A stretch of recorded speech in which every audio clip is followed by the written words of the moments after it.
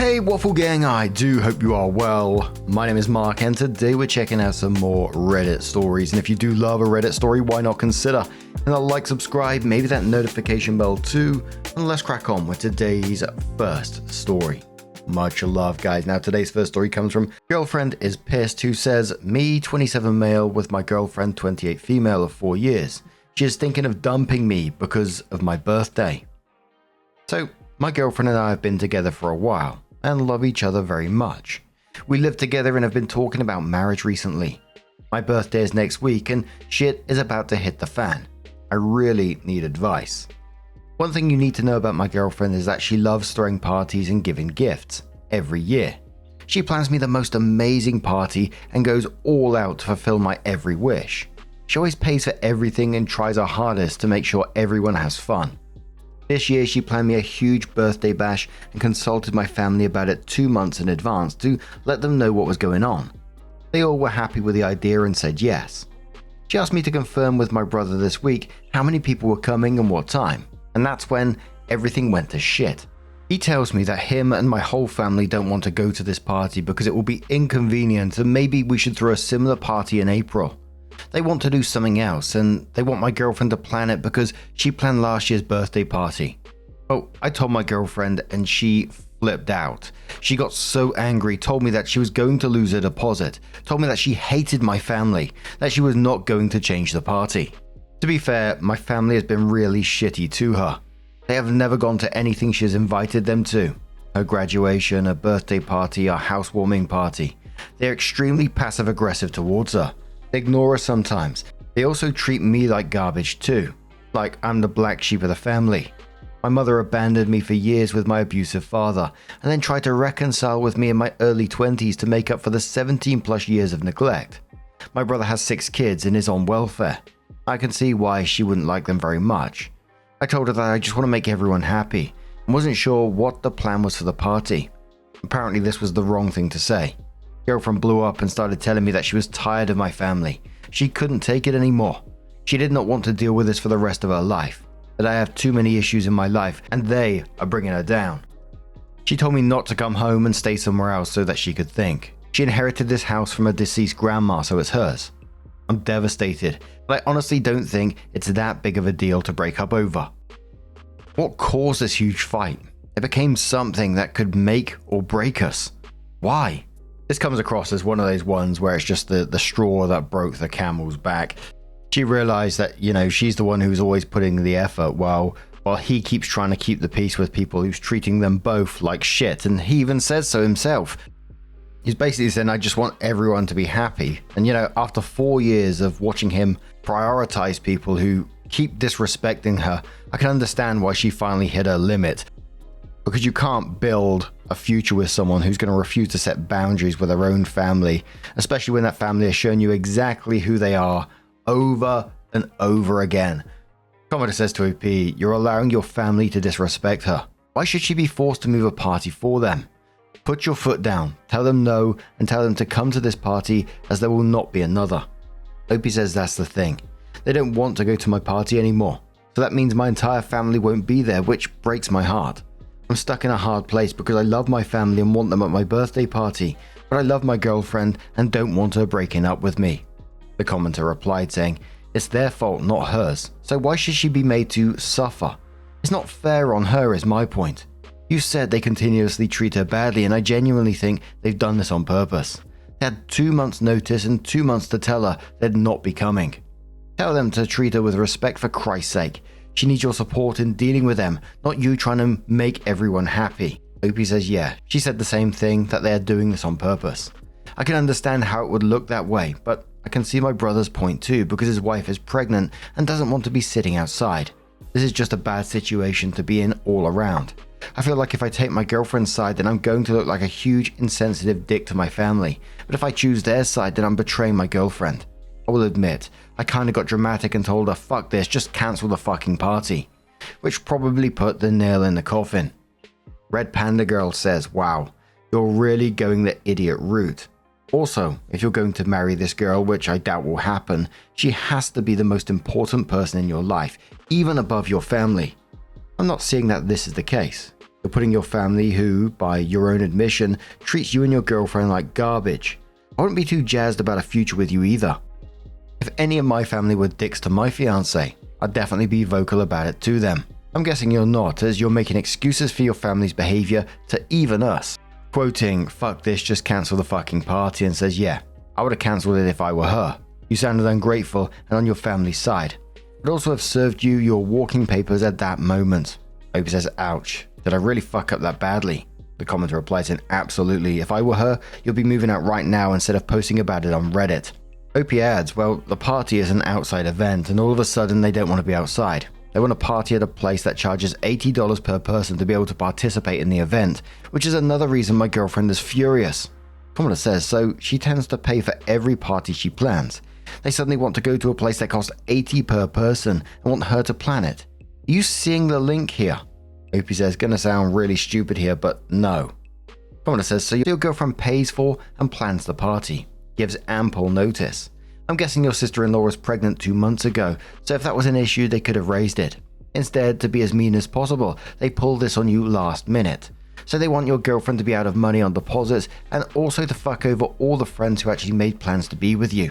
In addition, they want her to pay for all of them at a place that charges $80 per person and plan it around them when it's not their fucking birthday. And after all this, you don't see an issue. You think she's being unreasonable. What the fuck is wrong with you? She's spending time, money, and effort to make you feel special and loved, and you repay this by treating her with the same disrespect and throw a tantrum at her because she doesn't want to accommodate people acting like utter shitheads. Why in the hell would it break your heart that your mother, who cares so absolutely little for you, that she abandoned you and your brother, who apparently just likes to be a bag of dicks, can't come to an event they knew about and deliberately waited until last minute to say they didn't want to come to, and also don't want to see you in any way on that date? You should seek out some therapy as to why you keep trying to please and placate people who are toxic and shitty to you, and think it's better to alienate someone who is kind to you. How the hell your girlfriend has to put up with you for 4 years allowing your family to treat her this way is beyond me. You should be apologizing to her and explaining exactly how you fucked up. Stop trying to please your shitty family." Opie says, "You're right. His wife is 7 months pregnant, so it's nothing new. I don't know why they didn't bring it up when she told them about it." Commenter says, "Probably because they know now that they can fuck with both of you, and you will allow it to happen and ask for more. Seriously, OP, I'm sure you can't help loving your family and wish you had their approval. The picture you paint, however, are people who should be begging you for your approval and forgiveness. Also, holy fuck, he has a multitude of children, is on welfare, and his wife is pregnant again. And you guys are part of a polygamous Mormon commune, and they dislike your girlfriend because she isn't a part of the faith. I'm really trying to understand why you think this is normal or okay that they treat you and she this way." Opie responded saying, "I'm a non-confrontational person. I've always been this way. I'd rather just go through pretending everything is all good than do anything about it, especially since I see my family about 3 times a month. Of course, my girlfriend and I drive the hour and a half to go to their event, and they've never even seen where we live." Opie comes in with their update and says, "So I, 27 male, did what you all basically screamed at me to do and put my foot down with my family. I called my brother and told him that I wanted the birthday party my girlfriend, 28 female, planned me. I told him she put in a lot of effort into it, and they could go to that one or not go at all. All he said was, K. I begged for my girlfriend to talk to me, and then I told her everything that I've been holding back about my family. I told her about my insecurities and my issues with neediness and approval seeking. I spilled my heart out to her, something that I've never done with anyone. I've never spoken with anyone about my family, and by the time I was finished, I was a crying mess on my knees. It was pathetic, but she comforted me and cried with me. She said basically everything you guys told me, that I didn't have her back, that she felt like I picked them over her. It broke my heart to hear her cry. I set up a counseling appointment with my school for next week and invited my girlfriend to come with me so she could sit in and speak up if she wants to. I didn't do a big romantic gesture like some of you suggested. I bought her flowers and we met up in the parking lot of a Starbucks where I spilled my guts to her and cried into her lap while we sat in her car. I have problems, I know that. My family is fucked up. I just wanted them to love me and finally accept me. But I see now that their love is toxic and meaningless. Thank you for all your advice. My girlfriend and I are still together, and while she's still hurt at the things I said, she has forgiven me. She did say that she will not stay if I ever bend down to the will of my family again, which I understand.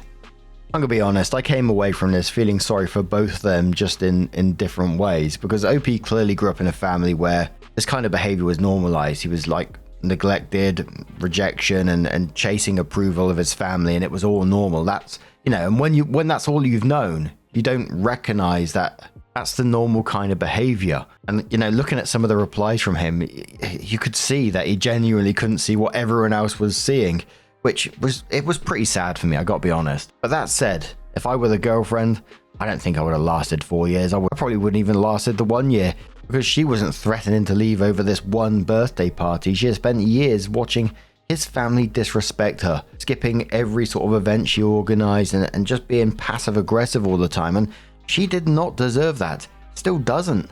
And I hope OP does really truly recognize that, because it sounds like he's incredibly lucky that his girlfriend is really patient at the moment.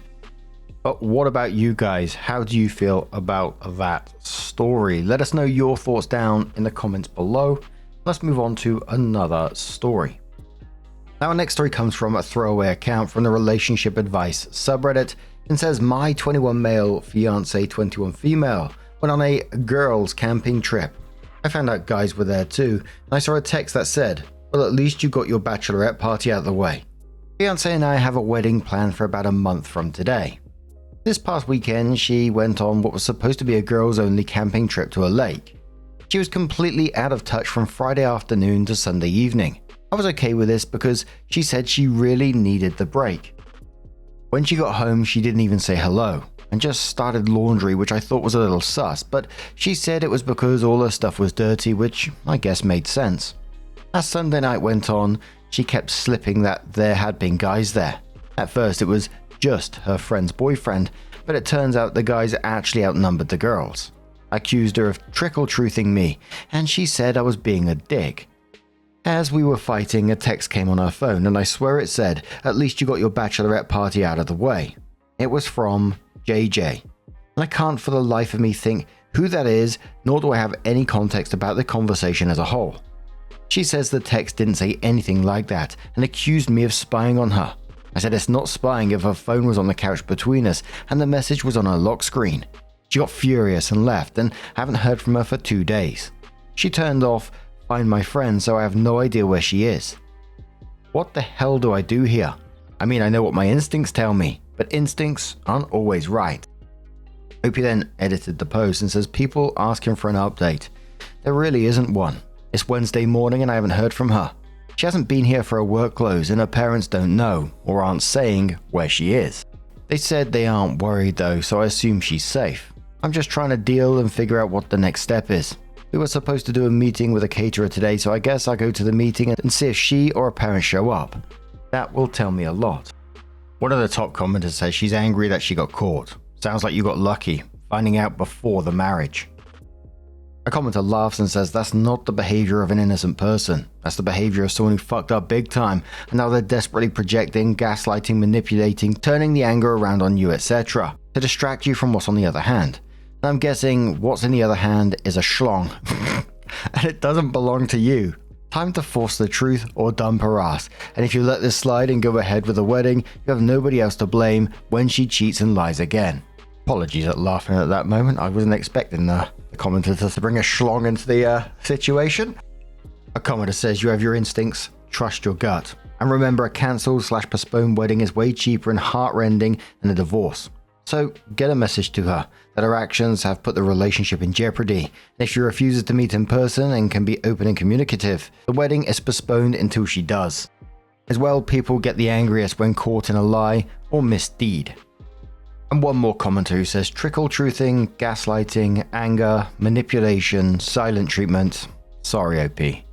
I'm petty, but I'd announce that our wedding has been called off and you're no longer together on all the socials right now. You know she cheated. Walks in the door, says nothing, but immediately starts doing laundry. Note, she slipped first, so that's when she starts trickle-truthing you about guys being there. First, it was a friend's boyfriend, then it was some guys, then the guys outnumber the girls. Blames you and calls you a dick for pointing out she was lying. You see a text and she denies that you see it, but doesn't show you the text. Gets furious, leaves, and ghosts you. And let's not forget she lied from the very beginning. She knew damn well it wasn't just a girls-only trip. She likely went with the express purpose of cheating. She's somewhere trying to weave a story together. And in case you don't believe the story she concocts, she's trying to figure out a way to tell you the truth without you breaking up with her, and or trying to figure out what to do when you dump her. Pack her things, text one of her friends to come and get it, start calling venues. Better to lose deposits now than deal with DNA tests, alimony, and child support. You're too young for this. Find someone loyal. The OP comes back in with her update and says the original is here, and I guess you can click on my post history and shared the link to the previous post. So I did a small update yesterday that I was still going to go to the catering meeting yesterday afternoon. I guess keep in mind that I hadn't heard from her since she stormed out on Sunday. Still haven't actually. I texted her Wednesday morning telling her what my plan was, and while I could see the text was delivered, I never got a red receipt like usual. I went to the meeting and she and her parents were no-shows. Caterer said they didn't cancel, so she was expecting them. I waited for about 30 minutes and went home. Got home to see her, her parents, and about 5 of her dad's employees, still in their work shirts, packing up stuff from my house. She hurriedly got in the car and drove away. Her mum was super rude to me, but her dad said he was really sorry. He thought he'd raised her better than this, but this was for the best. I asked him where she was going, and said he didn't know, but I think he was lying.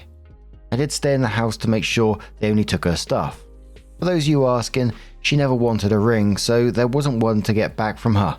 Our lease was up at the end of this month, and landlord said he'd fully refund the deposits, or I could stay if I want. Not sure what to do there. Later that evening, a friend of hers called to check on me, and it's really the first info I have on why this was all happening. This friend was there, and I guess my fiance really hit it off with some guy, and they spent the whole weekend at another campsite by themselves. Fiance is not telling her friends anything either, but I guess I've been left for the camping guy. I have no idea. She hasn't responded to any texts or calls, and I don't even know how to find her if I wanted to. I know most people are going to say this is for the best, and I know in my head that they are right, but this hurts so much. I've been with her for 3 years now, and I thought we had a great relationship. We fought, but in a healthy way. Never in a million years did I think this could happen. I guess what makes it so hard is I don't even really know what happened. Even her closest friends seem to be speculating. If it was this guy, then that sucks. If it was a long-running problem she never told me about, that sucks too. I'm just really sad and in a state of shock. That's it on this. I'll be okay eventually, I'm sure. The top commenter said to OP, "You are never going to believe me now. And I didn't believe it when someone told me the same at your age, but years from now you're going to look back and this will just be another experience and chapter of your past. I promise. And you're going to go, phew, holy shit. Could you imagine had I married that girl? The hows and whys are just that she's a bad person that we come across in life who are good at disguising and excellent at deception. We all go through it and get duped. You have so much more life to live. And you seem really great. And if you can find it, and not let the situation sour you and make you bitter. You will find a girl who will be honest and loyal and trustworthy, and you're going to be so happy this happened, even though the pain is overwhelming and suffocating in this moment. Take it day by day. The pain will lessen gradually, and one day it'll be tolerable, and then maybe it'll shrink to no more than a needle to ego a little. Word of to the wise. Go no contact with her. She may be back after she's been rode hard and put up wet by the sleazeballs she met, and she's had time to prepare and practice her speech about how she hates herself for hurting you, and she doesn't even know what she was thinking when she felt so overwhelmed. Plays a tiny violin. This is a blessing. You'll see.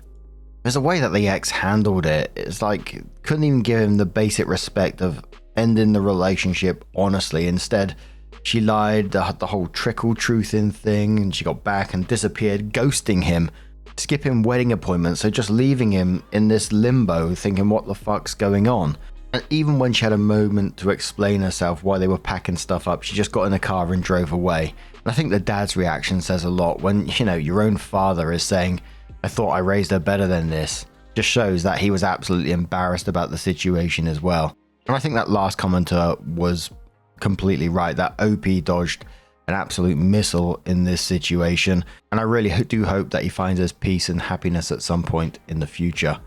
But what do you guys make of this situation? Let us know your thoughts down in the comments below, and let's move on to another story. Now our next story is a bit of a different one, according to the title anyway. Fun Relief 2745 from the Am I the Arsehole subreddit and says, am I the arsehole for crocheting at the bar during the World Cup?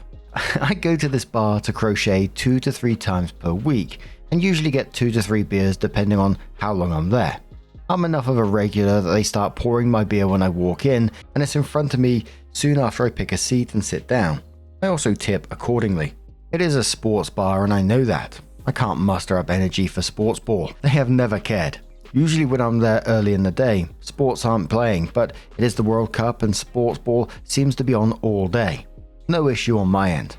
Well, today I get to the bar around 3:30 p.m. Pacific to drink and crochet.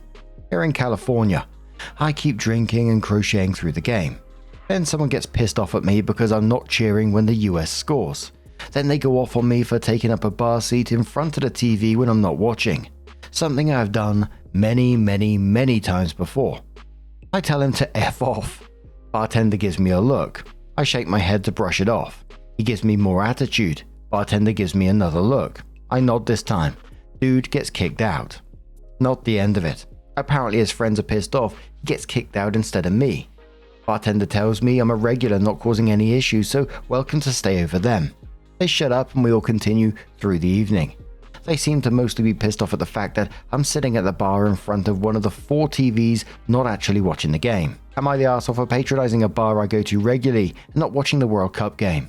I will be there once the World Cup is over. And they won't. Commodore says to EP, I'm a regular at the bar I watched today's game at. I spent the whole game knitting. Made real good progress on a cardigan sleeve I might add. If you're a valued regular and you're not causing problems, get your fiber arts on. Commodore replies saying, I'm loving that there are people who actually go to bars to knit or crochet. Is this a US thing? Commodore says we do it in Berlin too. Not all bars are well suited for it though. I sew and sometimes bring stuff with me to bars. Many of my friends will knit or crochet. Commodore says, yeah, not the arsehole.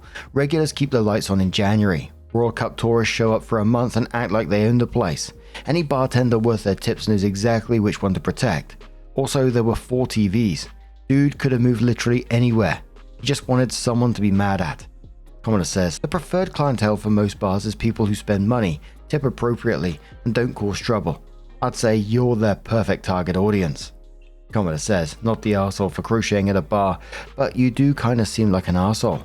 You hang out at sports bars during major sport events but look down your nose at sports fans and can't muster up the energy to care about sports ball.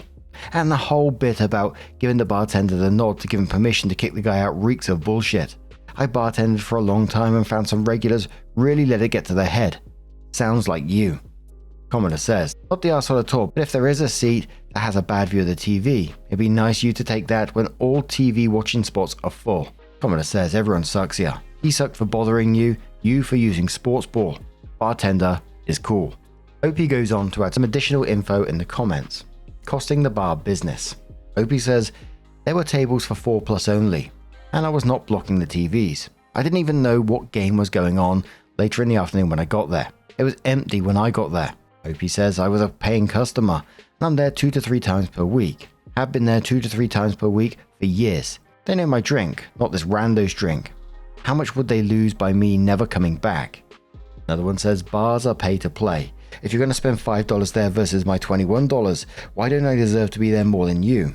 Opie says, usually there isn't much going on at 3:30 when I get there, which is why it's regular time for me on Mondays and Tuesdays. Yes, I got there around 3:30 and left around 7 or so.